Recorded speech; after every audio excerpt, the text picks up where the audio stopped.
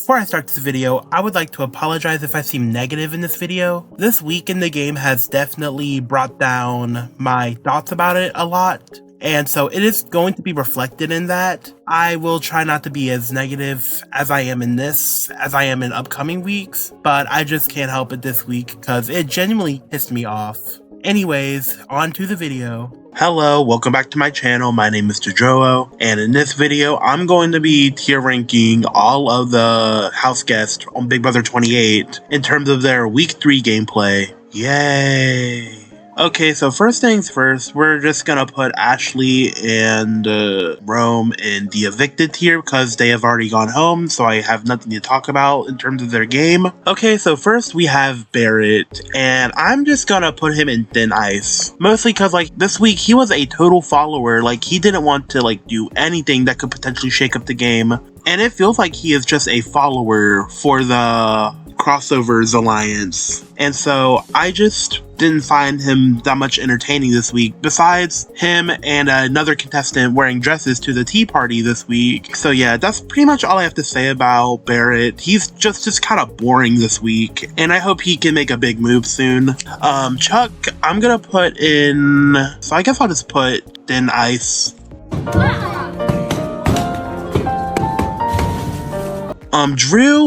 Drew, you are the first chop hoe of this video. I don't think he's done that much to be considered a chop hoe, so I'm just gonna put him in thin ice. Drew, I wish I could like him more this week, but the fact that he spilled so much information to his different alliances, it's gonna catch up to him, and people are going to see that he's a snake on both sides. So yeah, Drew is on thin ice for this week. I am sorry if I don't sound enthused about this video, but it's because, like, this week was a complete and total chop. Thanks, this is the best day of my life. I'm killing myself tomorrow. And I don't feel like giving much energy to it. I put Haley in chop hoe. I don't care that much about this lady, to be honest. I put Haley in chop hoe because she has essentially aligned herself with all the people that, like, treated Jason like shit this week, and I just don't like that. And the fact that she, like, was laughing with everyone about the stunt at the tea party just genuinely rubs me the wrong way. And I'm not happy that she won head of household this week. So yeah, that's pretty much all I have to say about Haley. Jason is an icon alert for me because he held his own during the attempted ambush on him, like, perpetuated by Kamu. And the fact that he took his elimination in stride, he was a messy bitch this week, and I love when Jason is a messy bitch. So yeah, I'm glad that he went out with a bang.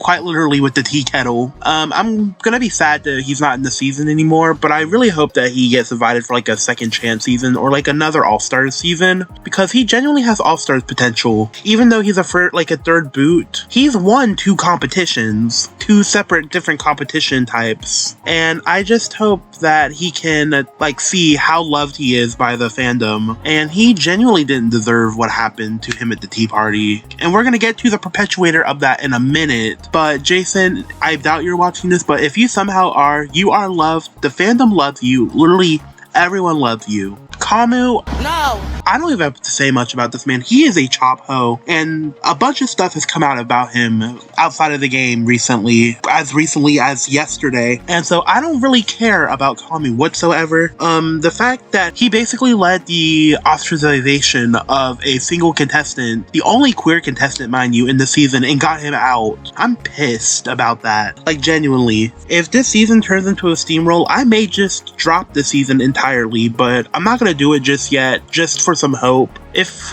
it's still like this by week 7, I'm just probably gonna drop the season. Next up, we have Lala. You're behind, is always behind. I'm gonna put her in icon alert, mostly because she rallied around Jason when Jason was basically getting dogpiled on by multiple people during the tea party, and, like, she literally told them the truth. Like, she literally told them what happened, and yet they were still dogpiling on the Jason. I hope that Lala can turn her game around. And although I was kind of rooting for her to go home this week, it wasn't out of malice or anything. I feel like Jason could have helped try to change the power dynamic of the whole entire house, but it's not any shade to Lala because I enjoy Lala a lot this season. Okay, so Lyric, I'm gonna put her in U8. She saved herself from elimination. She is turning her game around. She got a win. She got a comp win. And I do think that if the other side can get into a power position with an head of household, she could definitely like make some big moves. Also, I found it disheartening to see in the episode that Lyric wanted to stand up for Jason, but didn't because she didn't want to put an even bigger target on her back. And so I hope that she can try to like stand up for more people then. Well, I doubt that'll happen in a game like Big Brother. Mallory, I'm gonna put Mallory in icon alert. I was rooting for Jason to win the blockbuster, but I was kind of happy when she won it too, because like Mallory has been like a really fun presence this season. Like she may not be the best game player, but like she's fun to see on screen, and I like her personality a lot. And the blockbuster win she like pulled out was really clutch, because if she didn't win that blockbuster, she would have went home like point blank. And so I'm glad that like she has another chance to play and to win competitions. So yeah, that's pretty much all I have to say about Mallory. It's nothing bad against her. I just like this week it's just been bad. Melody, I forgot her name for a second. I'm gonna put her in U8 because she did try to help come up with a plan to potentially keep Jason this week. Even though like she didn't go through with it, like she at least like is playing the game and trying to figure out who is going to be strongest to bring moving forward. And so I like that she has some agency in the game.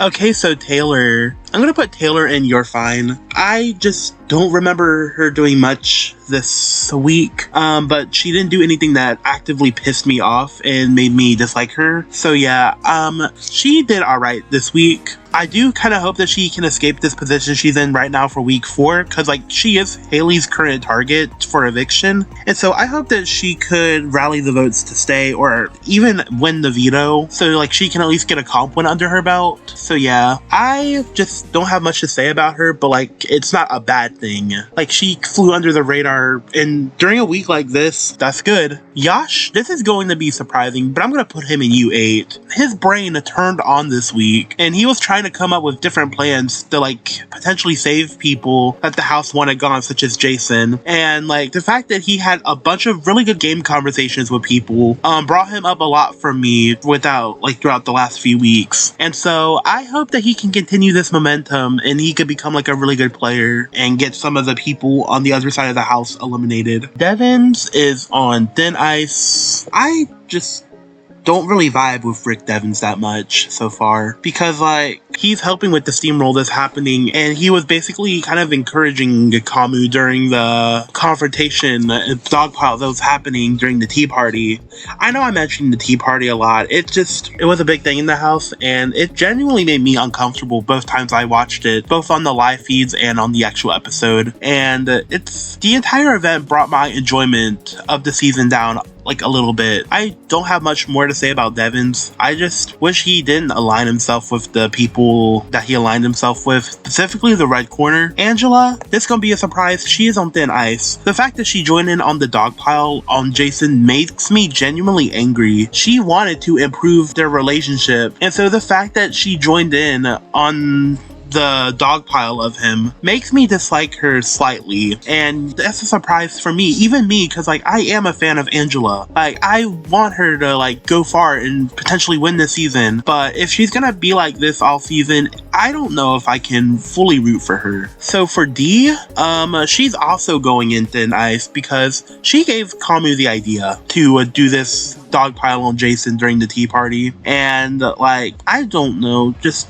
all the vets this season have been annoying me and steamrolling the game. Like a steamroll is not a fun like season to watch. So that's pretty much all I have to say for this. I hope that the other side of the house can band together and try to get some of the people in the majority out. I hope this can happen. And Devins, even though he has the diamond power of veto, I kind of hope that they put all 3 vets up just so he can flush it, so we don't have to worry about that anymore. But yeah, other than that, I'm not looking forward to week 4. Not at all. Unless some big moves can happen and someone from the other side of the house can leave potentially, which I doubt because Haley's head of household. I doubt it's gonna happen. But other than that, I do hope that this season can get better. That's pretty much all I have to say. Jojo out. Well, is the bus still running?